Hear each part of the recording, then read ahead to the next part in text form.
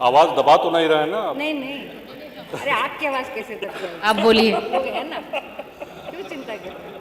आपने बजट पे बोलने का अवसर दिया, इसके लिए आभार। महोदय, मैंने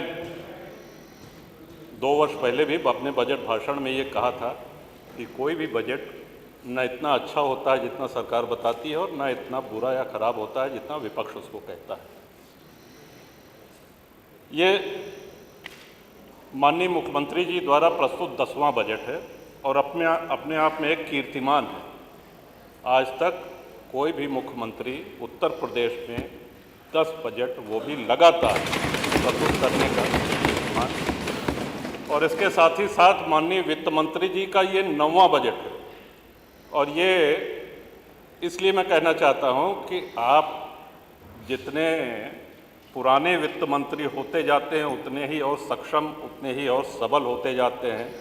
उसी तरह से हम लोगों को देखा करें, क्योंकि आपकी एक आदत है, हम लोग कोई काम लेकर के माननीय मुख्यमंत्री जी के पास जाते हैं, वो कहें कि ये खन्ना साहब देखेंगे, सुरेश जी देखेंगे। जब आपके पास जाते हैं तो आप कहते हैं कि भाई दांत के डॉक्टर को घुटने का दर्द बता रहे हैं, इसको आप वहाँ जाइए।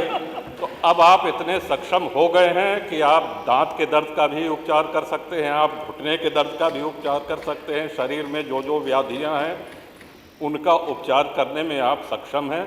तो हम लोग आशा करते हैं कि आगे हम लोग इस तरह का जो भी जनहित में कार्य आपको बताएं, सहृदयतापूर्वक, आप कृपापूर्वक उसको हम लोग के कहे के अनुसार उसको स्वीकृत करें।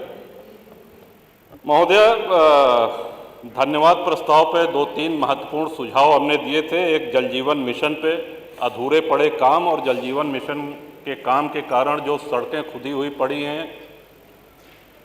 दूसरा सुझाव, विधायक निधि से हम सभी माननीय विधायकगण जो असहाय लोगों का उपचार करते हैं, करवाते हैं, पैसा देते हैं, उनके नियमों में सरलीकरण हो।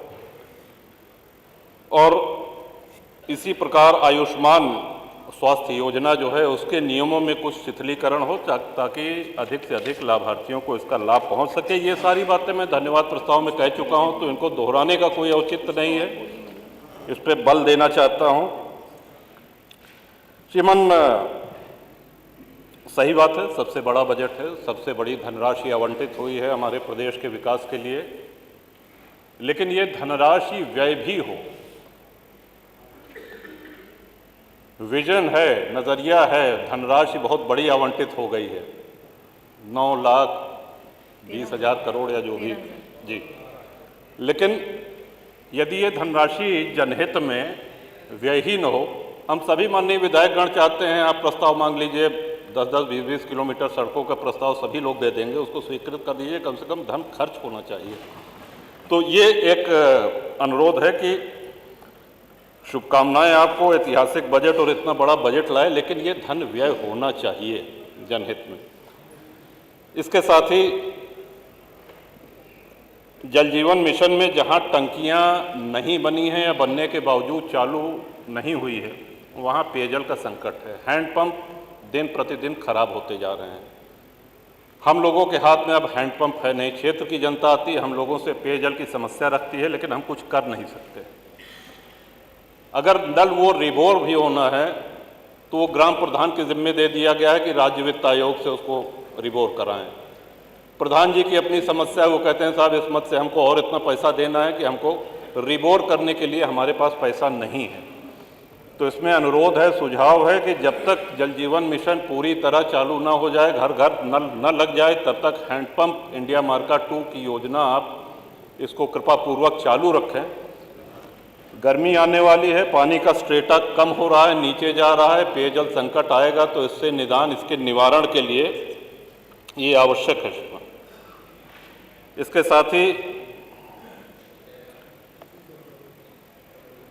इस बजट में और बजट भाषण के साथ साथ धन्यवाद भाषण में भी एक सराहनीय बात हमने देखी कि बिजली के विषय में किसी ने शिकायत नहीं करी, लेकिन आ रही है बिजली, लेकिन आप इतनी अच्छी बिजली दे रहे हैं, उसको विजिलेंस वाले पूरा चौपट करे दे रहे हैं।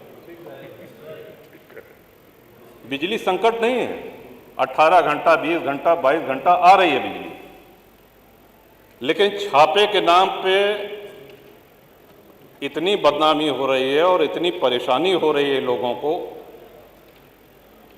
ये गत 3 वर्ष से लगातार मैं इस सदन में कहता आ रहा हूं। थोड़े समय तक तो इसका प्रभाव देखने को मिलता है हमको। तो श्रीमान ये उम्मीद थी कि माननीय ऊर्जा मंत्री आज उपस्थित होंगे तो उनको स्वयं ये कहूँगा, लेकिन विजिलेंस के मारे जनता त्रस्त है। हमको तो लगता है, आपसे अनुरोध है पीठ से, कि इन विजिलेंस के अधिकारियों के पीछे एक और विजिलेंस की टीम आपको लगानी पड़ेगी इनकी काले कारनामों को पकड़ने के लिए, तभी क्षेत्र की जनता चैन का सांस ले सकेगी। श्रीमान, इस बजट में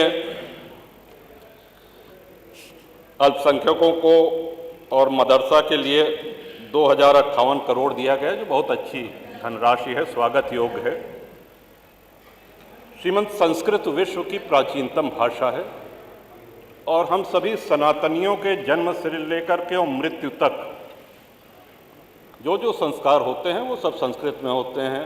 जो पूजा पाठ होता है वो संस्कृत में होता है। अच्छा होता है यदि इस बजट में संस्कृत के लिए, उसके प्रोत्साहन के लिए एक अच्छी रकम यहाँ पे होती, क्योंकि संस्कृत आज दम तोड़ रही है। संस्कृत को आज राजाश्रय की आवश्यकता है, संस्कृत को आज प्रोत्साहन की आवश्यकता है।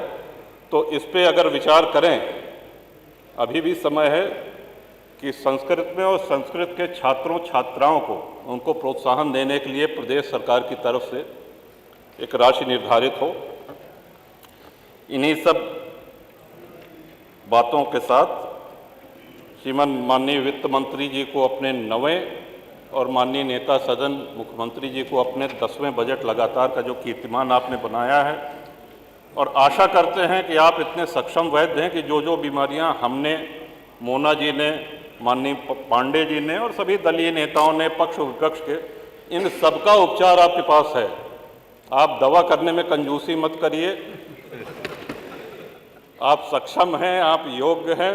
इस प्रकार आपको आपका बल हमने याद दिलाया, सभी लोग दिला रहे हैं, और आशा करते हैं कि हम लोगों की जो जनहित की सभी समस्याएं हैं उनका आप पूरा निराकरण करेंगे। माननीय अध्यक्ष जी, बजट पे बोलने का अवसर दिया गया, इसके लिए बहुत बहुत आभार। एक अभी राज्य कर्मचारियों का एक पत्र आपके माध्यम से, ये कि राज्य कर्मचारियों का कोरोना काल में नगर प्रतिकर भत्ता बंद कर दिया गया था, जो अभी तक बहाल नहीं किया गया है। अन्य राज्यों में कोरोना काल में जो भी भत्ते काटे गए थे सभी बहाल कर दिए गए हैं, केवल उत्तर प्रदेश में बहाल नहीं हुए हैं। बढ़ती हुई महंगाई, शहरी क्षेत्रों में रोजमर्रा की वस्तुओं की कीमतों में भारी वृद्धि को देखते हुए इसे बहाल कर दिया जाए। इससे कर्मचारियों का कार्य करने में मनोबल बढ़ेगा। श्रीमान, इस अनुरोध के साथ अपने बजट भाषण को समाप्त करता हूँ। बहुत बहुत धन्यवाद। वंदे मातरम।